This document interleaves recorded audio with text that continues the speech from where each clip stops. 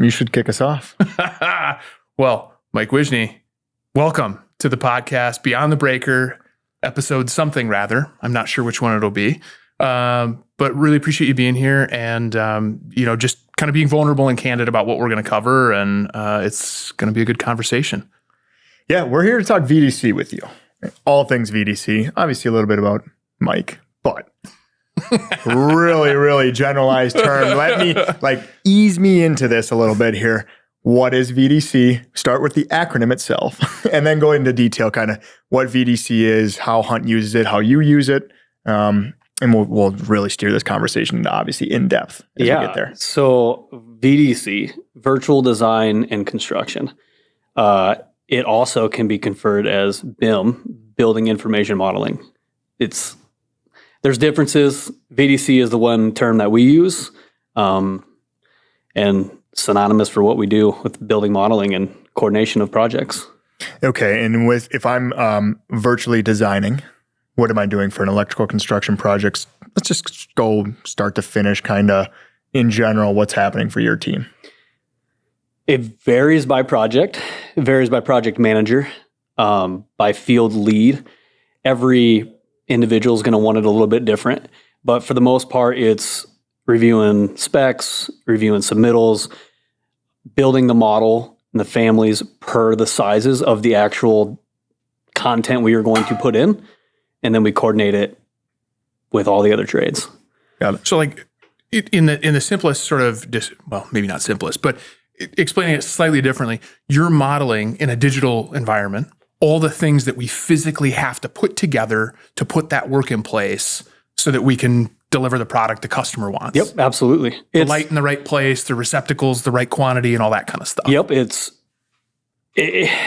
the more detailed projects you get is when ACP, the field, go through it with a fine-tooth comb and build your panel schedules, your feeder schedules, all of that content, exactly how they want it prefabbed, the parts they want prefabbed, the manufacturers.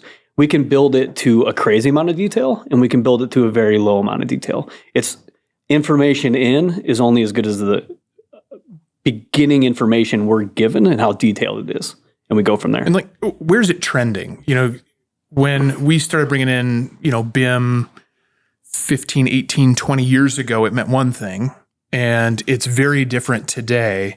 Where's it trending? Where's it going? And how are you seeing it evolve? Yeah, that's a great question. It's going so much more of the everything, going through all of the detail to ahead with ACP and our high-level detailers, going through and creating all of that list of detail and get it in as absolutely as soon as possible so we can prefabricate it.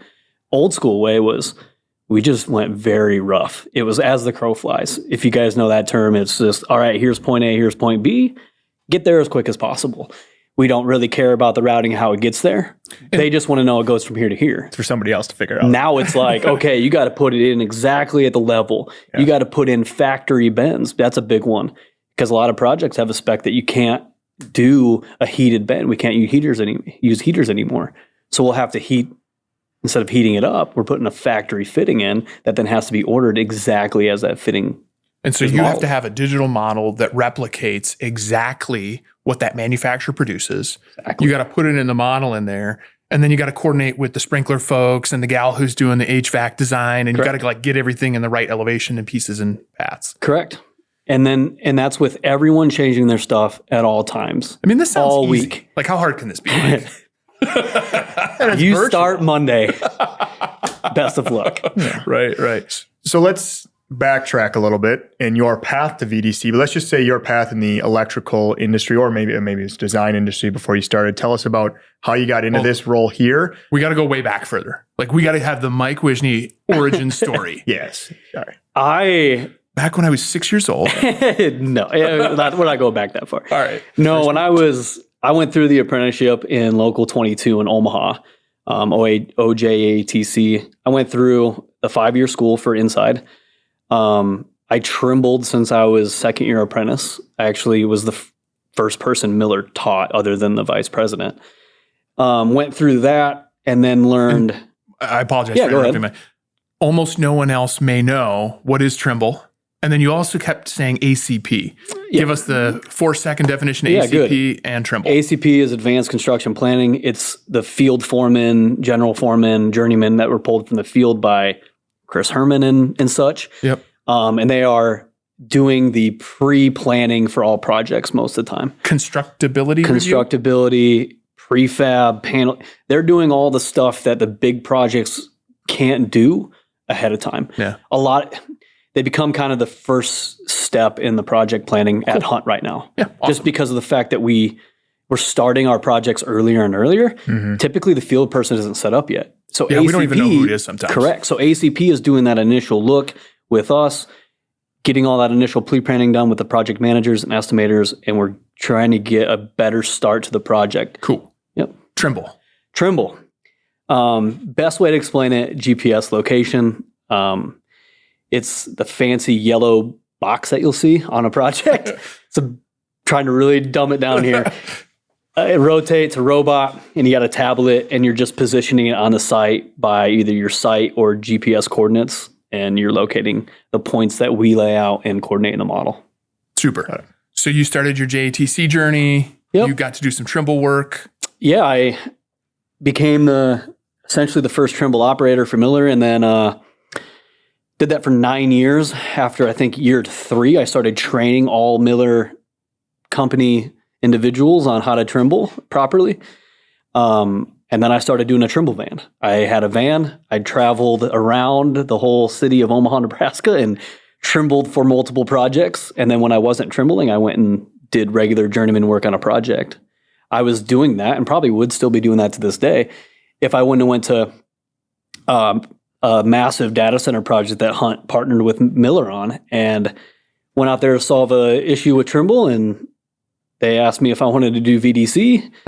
And I was like, sure, let's figure out VDC. You said the same thing. You're like, wow, how hard can that be? Yep. And I learned it. I wouldn't say I was a pro at it quickly. It probably took me a couple months. And then did that for 2 years with Miller and ended up at Hunt. I'm fascinated by this Trimble van. I just envisioned in a van down by the river. Mike, the Trimble tech, with a cartoon picture on a van, just driving around. And it was pretty sketchy. Yeah. It was Miller. If you've ever met Miller is very old school in everything they do. Was it a yellow van at least? No, to match Trimble. No, they weren't even willing to put. They weren't even willing to put Trimble on the van. It was a literal soccer mom van, black. And some field guys thought it was funny to put a soccer mom sticker on the back. Yeah. And it parked at my house. They didn't want anyone to know that there was a few $1,000s of equipment in there. And was it like a thing about protecting that very valuable asset? Or was it more like, hey, we're not sure if this trend is going to catch on, so we don't know if we want to hitch our horse? It was just to protect the asset. I had over $100,000 in that van at all times, and they didn't want anyone to rob it. Where's that van now? Miller Electric Shop. Probably no one's using it. Kind of disappeared. Suspicious. Okay, so Trimble van showed up at the data center, and you're then asked to do VDC. What was that route? How long were you there? I was on Meta. Ooh, man, I'm the worst person for losing track of how long I'm at jobs. Yeah. I would say I was there for 4 or 5 years. Sure. Okay. Trimbling for about a year and a half, and then got moved into VDC and did it for the rest of my time there. I think 2 years, 3-ish for Miller, and then switched over to Hunt VDC, and then COVID hit. Yeah, and then moved here. Yeah. So you were in Omaha, grew up there in that area-ish? I did. Logan, Iowa is where I grew up. All right. Small I have town. no idea where that is. Exactly. No one does. Maybe they don't. Where is Logan? Like what part of the state? It's just northeast of Omaha by 45 minutes. Okay. So we have a pandemic, and somehow you're living in the greater Twin Cities area today. Describe like how that happened and why on earth would you come up this way? I have a lot of family up here in Jackson, Minnesota, and always wanted to live in Minnesota. Yeah. And I mean, most people do. It's a natural thing. Don't worry about it. Way better than Nebraska. But we tough to beat. We just thought, hey, it's about the time in our family's time to move. We can facilitate a move right now. So I had just walked into Renee's office. It's like, hey, I'm looking to move. Yeah. I'm gonna put my applications up in the cities. she's like, don't apply anywhere else. Yeah. I'll talk to John. And then Cool. John called me and we had a conversation, and the rest is history. Yeah, right on. I love the way that like we as an organization, and your story is not unique from maybe mine and some other folks who are listening. Like we find great people, we give them the right job at the right time, the right place, and kind of just create those opportunities. You know, I don't want to overuse the phrase, but I think there's a lot of folks who, you know, come to the company, love it here, and it's like, let's just figure out how to make it work. Yeah, I think that was one of the main reasons why I came to Hunt, was I really wanted a spot that I wasn't essentially limited by what I wanted to do. I was limited at my past employer where I was going to stay where I was at. And I knew at Hunt, I could essentially do whatever I wanted. Yeah. That's awesome. And the things I do now is not what I thought I would do. So let's talk about what you do now. You are the VDC technical manager. What does that encompass? Has that always been your role here? What did you start at, I would say, when you first moved to Hunt? I don't know if I can quantify it all. It's too fancy. It was designer, like a lead, and then team manager. But like all in that VDC umbrella? Yeah, for the most part. Yeah. Okay. It just, my titles changed probably 6 or something times because the skill sets changed quite a bit. And our groups has changed. It's grown from, 10 people to we're at 51 now in 4 years. It's a lot. That's nuts. It's nuts. Technical manager, it's a whole mixed bag. I think it was a good way to say Mike's going to do a lot of random stuff. Let's make a term for it. Sure. I do the heat calcs, a lot of them for Hunt, do the heat calculations, do Trimble, do a lot of the hiring process for our VDC group. I'm in charge of all the training. I'm in charge of the specialist group. So our APIs, our development team, family building, also in charge of a couple skid designers out at Bear. So it's a very mixed bag that I'm in charge of. And how do you like that variety? Like as a human being, there are some folks who are like, hey, just give me the task. I'll optimize this one thing. And there's other folks, kind of like myself, where I want to touch a lot of different stuff. How does the variety suit you? It suits me pretty well. There's some days where it gets a little rough because you're delegating a lot away. You gotta have a strong team. You're delegating a lot away. So it's not like you can spend all time on this one thing that you might be very passionate about. So you got to find multiple things and find multiple people that have passion elsewhere, empower them to take something to the finish line that you can't take to the finish line. Would you say were you ever a field leader? Foreman? I was. General foreman? You were? Very small time. Okay. But again, back to the limitations, if you're really good at something at some contractors, you're limited in what you're able to do. Yeah. So I was good at Trimble, so I was stuck in Trimble. Mm-hmm. You're not gonna get a chance to be a general foreman or superintendent or stuff like that. Okay. And obviously you're in what you just explained, a leadership role of your group. Where would you say your biggest asset is as a leader in really delegating those tasks? Because you just said team from 10 to 51. This is kind of like your mid-year review right now on the air.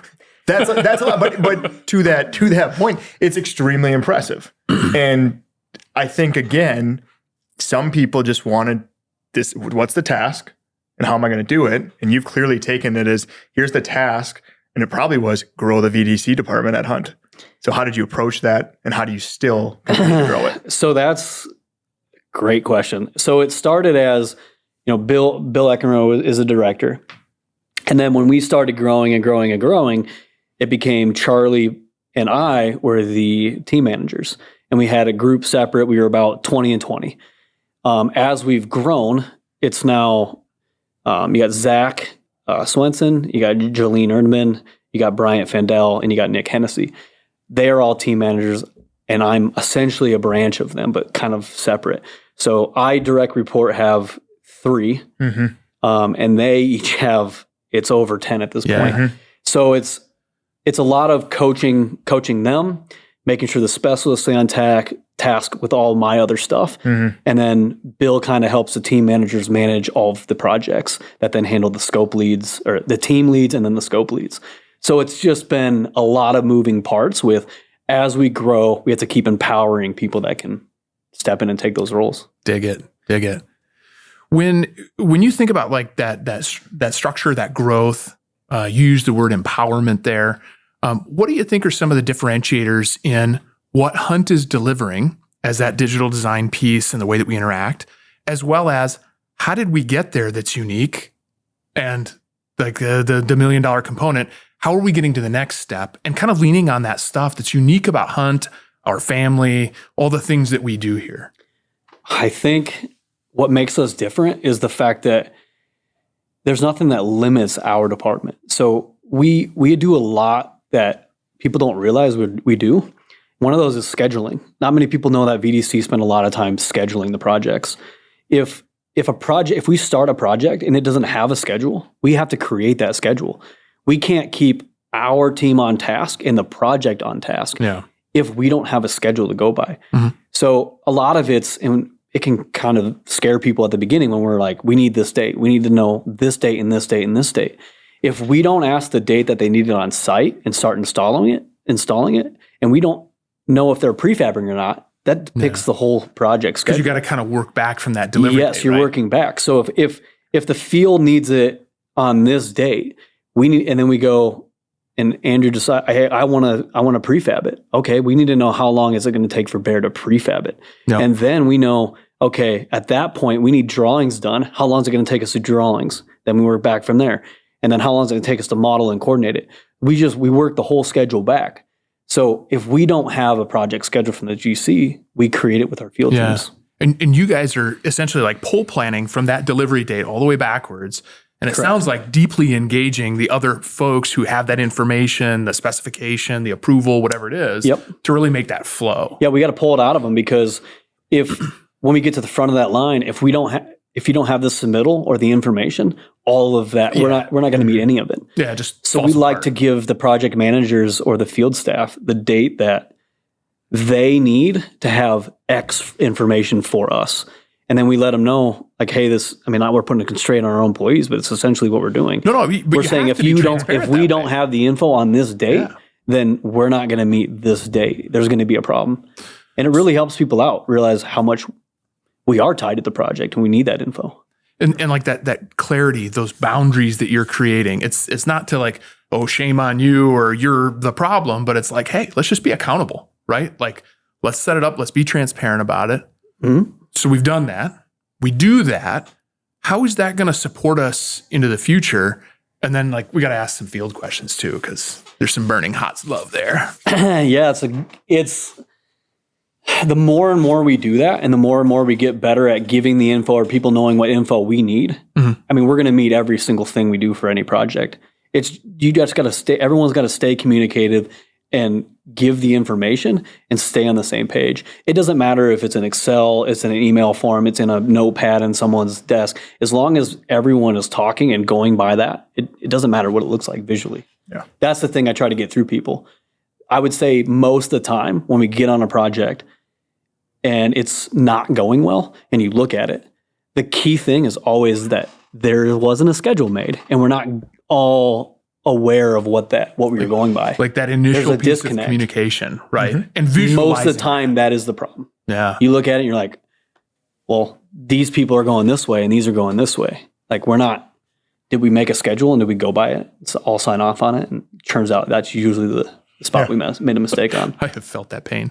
But and how often when a project is going well, do you look at the schedule though, right? Because it's going so well, it just kind of flows. People look at me like, whoever did on the front end. That's that communication point though, and I think we've talked about it now every single interview. Yeah. And that's the great part about Hunt is we can do just about everything in-house, but we still have to communicate. Just because it's in-house doesn't mean we can't not communicate what's happening. That's 100%. Yeah, we've had schedules where the VDC schedule, PMs or field had ability to change our dates and our times. Mm-hmm. They would change them, not telling us and communicating that they changed them. Oh, that creates another issue because they're trying to help. Yeah. It's just, if it's not notifying the person that it actually amounts to and then you're running the people, it's hard to know what changed and what's affected from it. Yeah. Stay on that thread for just a little bit and thinking about the way that we need to inform the people who it impacts. So it's not just on the digital modeling side, but think about your former self in the field. Like, how does that impact a John Fabian? How does that impact, any other GF or field leader, both for Hunt, ECSI? Like, what does that experience look like if the communication breaks down? And conversely, what does that experience look like when things are humming along, we're communicating well, and we've done our jobs? It's funny because when the projects are going well, you don't hear it. It's silence. It's like, all right, it's kind of just leave it alone. Is that a rewarding silence? Yeah, it's a very rewarding silence. Real good. But when it's going wrong, you're going to hear about it. And like, not to pick on John Fabian, we're picking on John Fabian at this point. No, I love the guy. If we miss a date, like Trimble related, and there's all this duck bank sitting on the site, he'll let you know, and he'll let everyone know. There's in his own unique way. Yes, he will. But we are very communicative on projects and making sure that everyone knows that we are behind or we're ahead or whatever the constraint may be before it gets to that point. So then, put yourself in the shoes of, let's say, like a 5th-year apprentice or a new J-dub or something like that in the field. As they're listening to this, why would they want to? They're going to follow Mike Whisney's footsteps, right? They're going to be the next little Mike. What would you encourage them to be aware of or be conscientious about? How can they best prepare themselves to be in that VDC group if this kind of wets their whistle? To become VDC or to work with VDC? Either or. Try a little both. Yeah. You got time. To become VDC, I mean, it was at Hunt, it's fairly easy. You apply and we interview you, and what kind of credentials do I need? Or is it more a right attitude? So could I legit apply? It's going to be different by who you talk to. That's the honest answer there. You're the only one on the mic right now. If you're talking to Mike Whisney, he's going to tell you, I prefer constructability, the field knowledge, pretty extensively. It's easier to train a field person the keystrokes of Revit than it is to teach an out of school that went to be VDC and work in Revit the electrical constructability side. It's a lot different. But every field person can't just come in and do what we do. Yeah. Right. And I hope I didn't come across that I was asking for that. But at the same time, there's a young gal or a fella who's like, oh, that sounds really cool. I've heard about that stuff. Like, let me come in. I can do that shit. So like, let's create those opportunities. Let's make sure that. We have a few people that have moved over recently from field at Hunt themselves because they saw a posting. They were like, this is something I'm really passionate about. I want to make Bear more efficient. I want to make us more efficient than the company. Yeah. They come over and they share their ideas, and it's going to be a great fit. As far as like what they could help us or us help them, whatever way you want to look at it, just pre-planning. Like that's the main thing. We've had different aspects of, different projects where some just expect it. We're going to do all that for them. We're going to look through all the specs. We're going to look at the drawings. That doesn't teach them their project. Now they're just relying. I would just love it if you could do it for me though. Thanks, Mike. Now they're just relying on us knowing the info versus them knowing the info. So you go into a meeting with an owner, you know more info than them. Yeah. So there's that caveat. You got to kind of know your own project. And then, so know your project, but then provide us the info. Like even if ACP is providing something, we would always prefer the field to review the stuff. They're the ones installing it. Their teams are installing it. You just got to review it, make sure it's all good. And those field leaders and the PMs are like the people who are touching the customer all the time, right? Like we've got to make sure they're aligned, make sure that they have all that stuff between your ears so that the project goes 100%. well. Every project's a hair different. There's certain customers we have that they want VDC in every single meeting. They want us the front line. They want us to hear everything. They want to talk about submittals. They want to ask us about heat calc. There's some that really want you there at the very beginning the whole time. There's some that are like, yep, we're going to have our field team a part of here, and then they'll update VDC. Every project's a hair different. Tell us a little bit about this VDC team in 51, right? How many would you say, if you know off the top of your head, how many percentage-wise came from the field or have a background that is a degree in modeling in a sense or design? It is about, I would say it's about a 60-40 split between field and then not field. So the field side, 60%, not 40. And I'd say it's probably 30% college degree in modeling. And the other 10% is just none of that. They just kind of picked it up and learned from it. Yeah. And where are all they? Because I just want to give a quick shout out to Austin, who's been great in helping this podcast get started. But Austin is also a van guy. He is. Different kind of van guy. Different kind. Yeah. He, but just curious, right? 51 is the team. I know that some work remote. So kind of curious, where do we have a heat map of where everybody's at, or we do. how we go about really finding these? There's no way I have it right now in front of me, but there is a Patrick Wynn. I'll name drop him. He does a really good job of keeping our remote employees engaged and tied together. We have Teams chats for that. And he has a map of a pin of exactly where everyone is at in the United States for our group. Mm-hmm. I would say we're probably closer to like 75, 80% remote. Okay. It's kind of mostly Midwest. There is some out in Colorado. There's some in Florida. It's kind of around. Yeah. But we try to stay away from like Which really makes the ones that HR say we can't go into certain states. which are. It really makes the communication point of it really important, right? If everybody's that the communication part. Oh, absolutely. If everybody's that spread out, that's one, impressive in the sense of how much you can grow that and maintain the really good communication streamline. You have to be very communicative. And that's the funny part is like, even though we're remote, I would argue that we're probably more tied together than some people in the office because you're spending all day on the phone with these people. Yeah. If I'm on a project with you guys, you're probably going to get sick of me. I'm on Teams with you probably 8 hours of that day on a call. Yeah. We call it, it's funny, but we have like a group that we call ourselves the Ducks. Super cheesy, but we would spend like, I would say 8 to 10 hours on a call some days, and we would never hang up the phone. We would like, maybe someone would get off for a minute to go eat lunch or do whatever. Yeah. But we talked nonstop. It was like, all right, I'm going to work over here and I'm going to work over here. All right, I'm done with this. I'm going to jump over here. It was such a team bonding thing that we stayed in line the whole time, and we were able to get the project done so fast because we were efficient. And the reason why is, I mean, for those who care or don't care, in Revit, you have to sync. It's all in the cloud. So if you select a piece of conduit and I want to move that conduit, you own it. Until you sync and I sync, you own that and I can't move that. So you have to be very communicative of what you're doing and what everyone else is doing. Sync meaning they have to allow you access to move that. As soon as you hit the sync button, it pushes your model up to the cloud. So it's no longer like a local copy. And then I sync and I grab your copy. And now you can manipulate that. Now I can manipulate things that you moved. Yeah. So you're all on call for 8 hours screaming at each other. There's some days, yes. Yeah. Or we're just giving each other crap. But it's very... Which is great camaraderie. You have to stay on the same page when you're doing that stuff, especially when you're in tight deadlines. Yeah. Because if you're doing this conduit, I can't touch that conduit. And you can get in these little sync battles where you're syncing back and forth. Battleships. I was going to ask a little bit about your workstation here at the office because there's lots of rubber duckies there. Yeah. But this maybe explains that is 100% where it came from.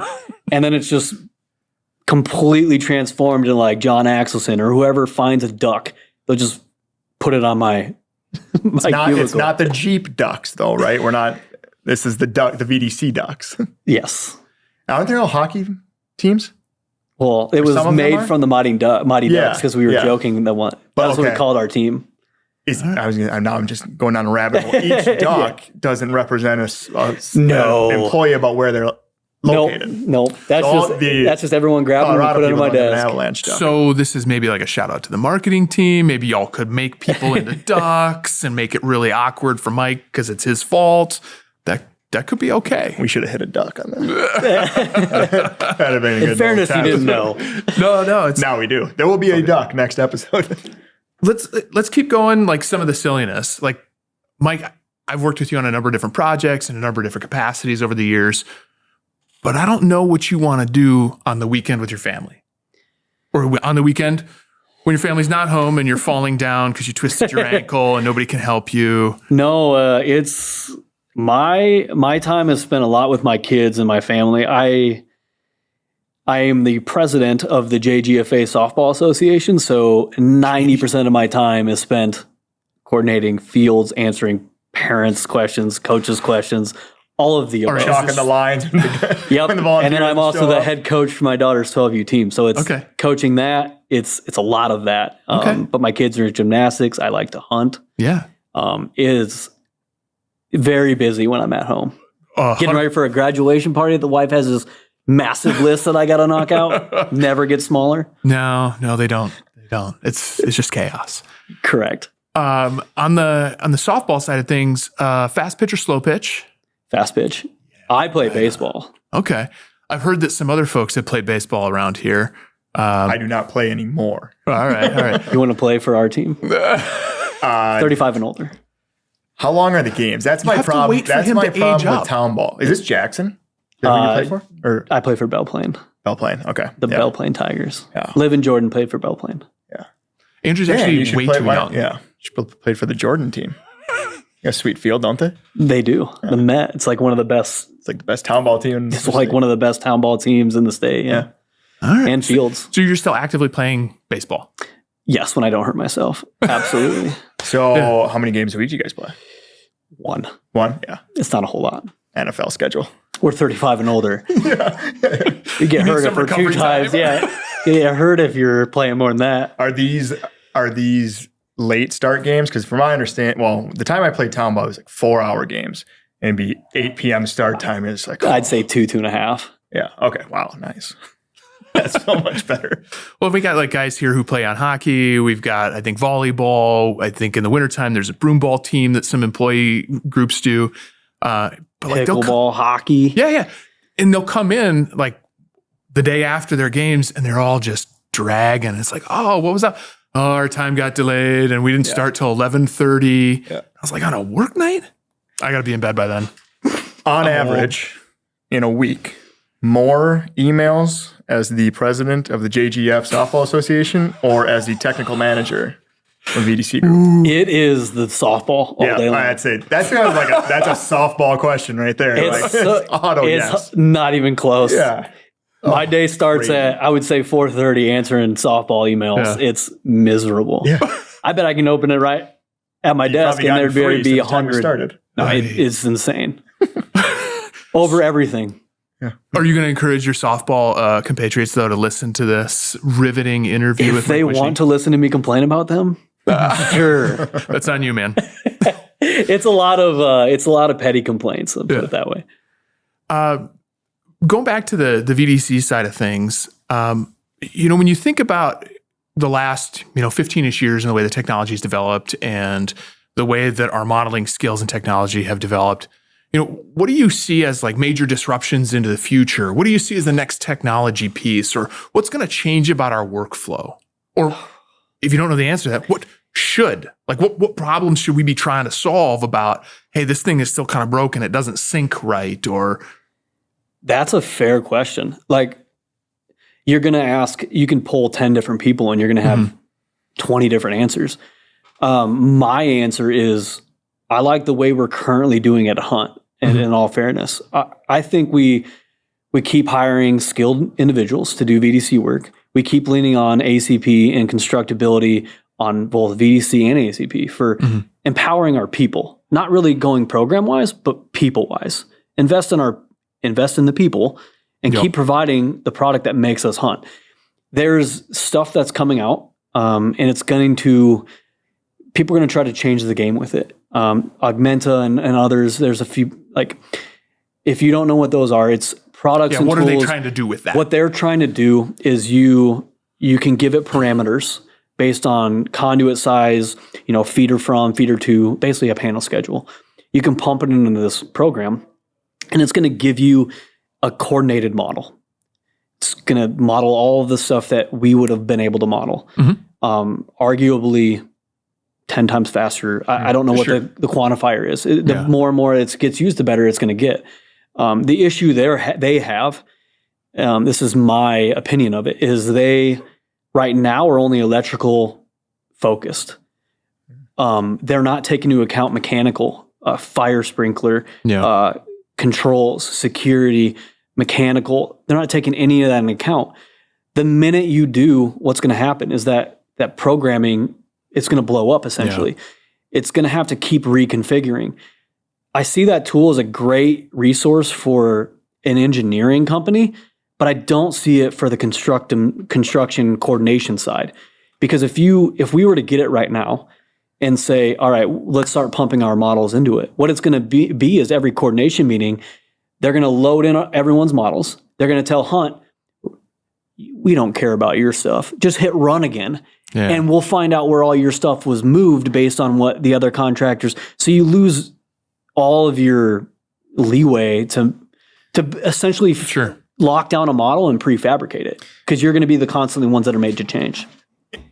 Go back to what does that communicate? What in communication gets hurt by that as well, right? If you just say hit run and they run it, well, now you're just handing something off and saying, correct. There's no accountability. Can you go back and ask it? Hey, why'd you do this? You're not going to be able to ask it. You're not going to get a human answer. You're not going to get a human answer. It takes about 20 hours to run small models currently. They're probably going to get it better. Yeah.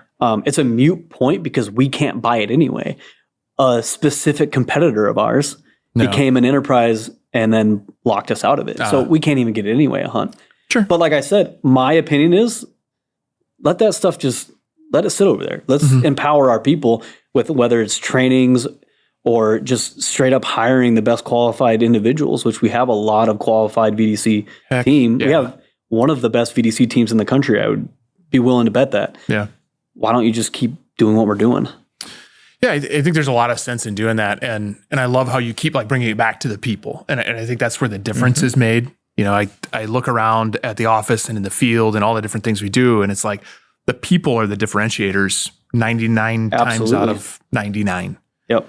No one's going, hey, let's hire Hunt because they have this program. It doesn't separate us any different than anybody else. But would it be fair to say we should keep our finger on the pulse and really just kind of be aware of where some of those AI and automated developments are going so that we can embrace them if and as it's right? Absolutely. And that's what I do. A percentage of my time, but that's what I do is I sit down with vendors or just anyone with a product and I hear their idea out and decide if it fits within Hunt or not. Sure. I think that's really important to kind of keep looking forward. And I will confess, I am not the guy to be doing that as it relates to the technical piece. So appreciate that you have that mindset and are willing to do it. Yeah, I think what you just explained there is really refreshing to hear, because you hear so much now about technology is advancing, you got to keep up with it. It's like, not really, because the more we just let things get automated, you lose a communication piece where you're on in that room with vendors, like you said, saying, okay, does this make sense for us right now? Refine it, come back to me in a year. Then it might make sense because we have great people here. We're not just going to get rid of them in the sense because they can do it. And we are eliminated, some hours, but we're going to have a ton of headaches on the back end. Yep. So that's refreshing to hear, because at times we get too far ahead of ourselves. What's the difference? You go into a owner meeting and you're with them and they're like, hey, what's your guys' process? Oh, we just hit run on a button and we wait till it pumps us out something and we don't even review it. It'll be ready by this date. Yeah. Or we say, we're going to put 4 people on it and it'll be ready by that same date. Correct. They're going to spend a little more time than the machine would. Yep. And not only that, but if you're running, the most complicated one we can do as a company is heat calculations as far as VDC is concerned. And because that affects the wire and the design and the prefab and all of it. If we were just say, well, we just hit run on a thing. And they're going to go, well, what if you did this? Would it pass? I don't know. I'll have to hit run and wait 30 hours and we'll see if the program tells me. Yeah. Yeah, we got to maintain that expertise about the process and the fundamentals about the way it gets put together. Yeah. Am I going to know every single answer on a heat calc? Absolutely not. No. Someone will ask me hey, is this going to pass? I don't know. Yeah, let me work through it. I'm like a 80-20, it's going to pass. There's so many variables. You're taking all your historical and giving a gut feel on if it's going to pass or not. Yeah. And then when you rebuild it, you're like, man, I hope this passes. Yeah. 2 hours later, it'll tell you if it passed or not. So, kind of keeping that together in talking about the way that we need to maintain that human touch there and that connectivity with the work. And you think about the way that we're trying to grow and trying to leverage those great people. This is maybe your opportunity to pitch and go like, let's grab some folks who want that thing. What's the best part of working at Hunt today in the VDC group? And what do you think the best part's going to be in the future? This is where you're recruiting. This is your pitch, man. I mean, the best answer I can give is we are very much a very cohesive team. Everyone talks, we're joking, we're having a good time, we still get our work done, but it's not just, hey, do this, do that, do this. It's we try to make, everyone a part of the team and, an individual instead of just an employee. We give everyone a voice. That's another big thing. That's a huge benefit of Hunt is if you want to go somewhere else to a different group, you can go to a different group. There's nothing holding you back. We're that same way in VDC. We've had a few people leave for the estimating group. Sure. They were in our reviews, they're like, we really want to go to estimating. That's what I'm passionate about. Great. Let's try to foster that in VDC. Then they decided they wanted more. All right. Now you can go to estimating. Yeah. That goes back to that, like what Axelson said about taking opportunities, taking people, let's put them together. Yeah. There's, even in VDC, that's why, I would say it's a very good group to work for. It's a very good company to work for. There's so many of our individuals that do so many different things in VDC. We have the pre-planning side. We have people that model. We have people that coordinate, that just make drawings and detailing. We have people that estimate projects. We have specialists that do prefab design, skid design. We have people that do all the heat calcs. We do them all in VDC. We do scheduling. Yeah. We run coordination meetings. It's a huge umbrella that we do. So it sounds like tons of opportunity within that to be able to kind of bend it to your skill set, your passions, your interests, while still touching that model all the time. Absolutely. I mean, we blue beam point to points. I mean, it's essentially endless what we do. Awesome. VDC for teams. Plus. Yeah. It's a new group name. Yeah. Marketing team. You got to think about that. VDC Plus. No, it's funny. You can ask. I bet you can go pull everyone in the company, and they really not, for the most part, know what VDC does. But we do essentially what the project needs. Yeah, we have the set things that we do on every project. But I mean, we'll even do file folder structure on some projects. We manage folders. We manage submittals. And we keep that communication flowing. Yes. Yeah. I've got an oddball one, if that's all right. Shoot. That's not too weird. So you've seen a lot of digital models come through. We prefab a bunch of funky stuff. You saw that in the field as a Trimble guy. You were making sure we had the right points to put that work in place. When you kind of think to the future, like what's on your list of dreams of like really funky, cool stuff that we can design, that then we can send over to Bear to build and then deliver to the field to install? Like what would be, boom, amazing?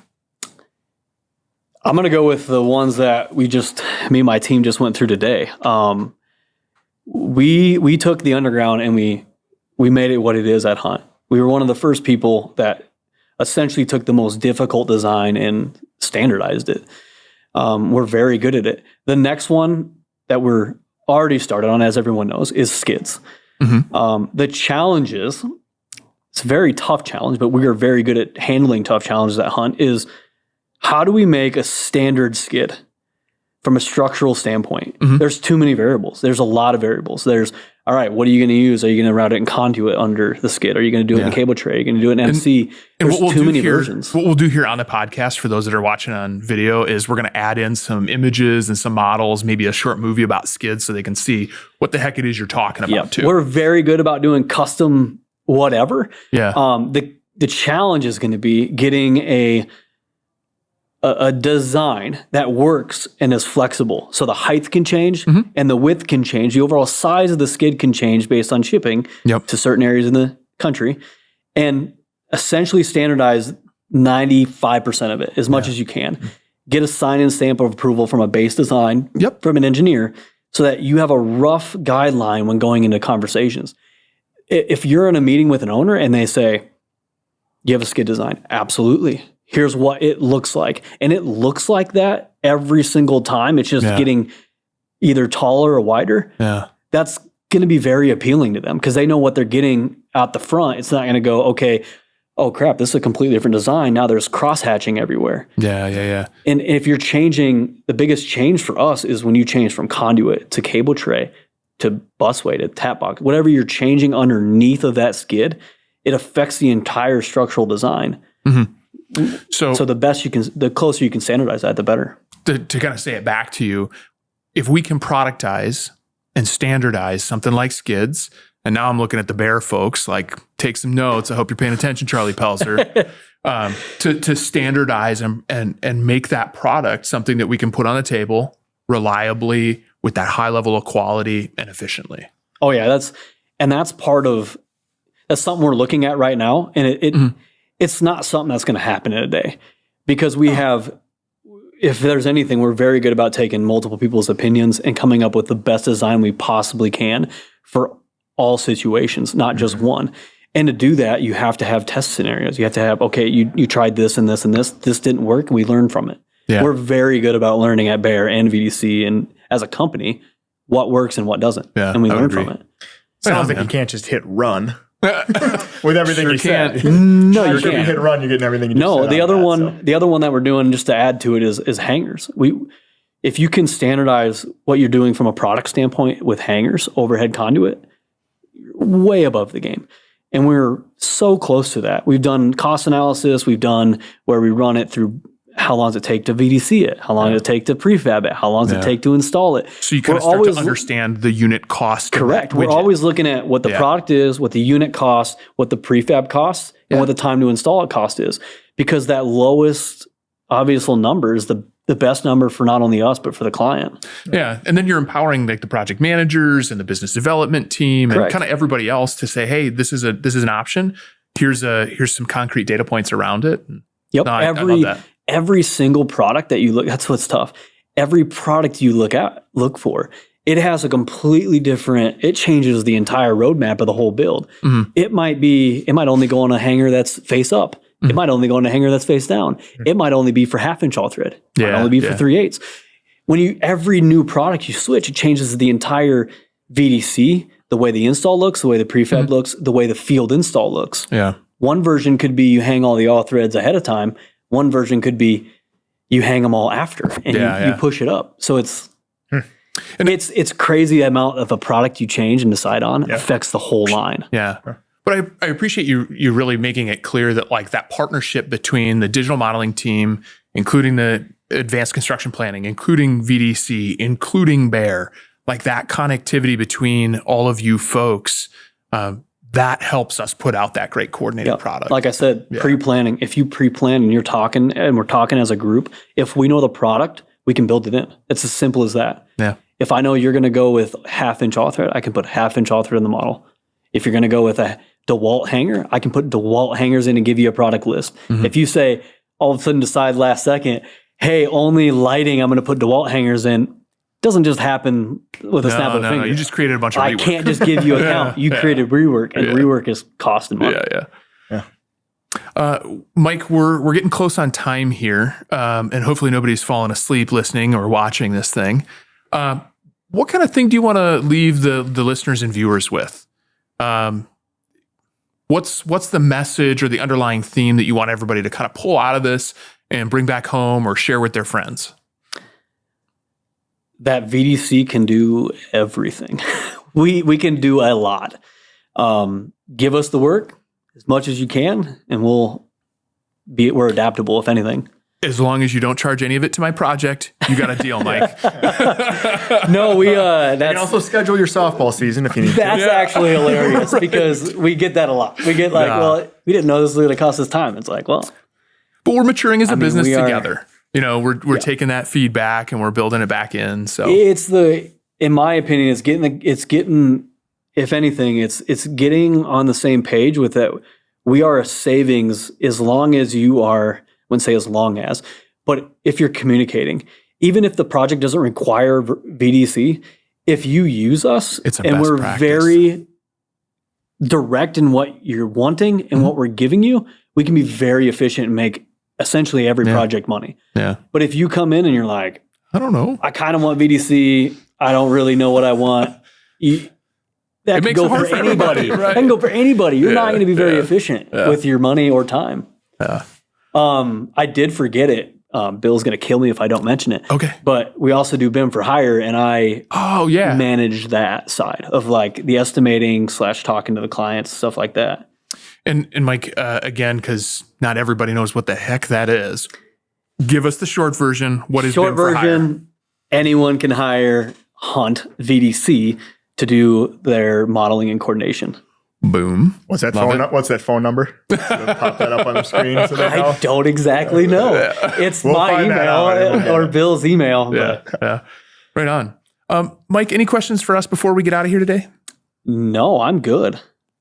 All right, man. Andrew, anything that we missed that you want to hit? No, I thank you for coming on. I think this will be very enlightening to a lot of people and goes to show what VDC is capable of and everything that kind of encompasses VDC and a large team that we have here. So I appreciate your time and really the explanation that you brought to us and the viewers. Yeah. And if anybody's got comments about it or questions because we missed an acronym or I asked a dumb question, just hit us up and we'll try and help you out. Mike, thanks for your time. Yeah, really thank appreciate you it, guys. dude. Sorry about all the acronyms. It can get confusing. I'm 100% on the same page. Like HR and certain groups do it to me all the time. And I'm like, all right, you need to give me a sheet for what these are. Yeah. Because I have no idea what this is.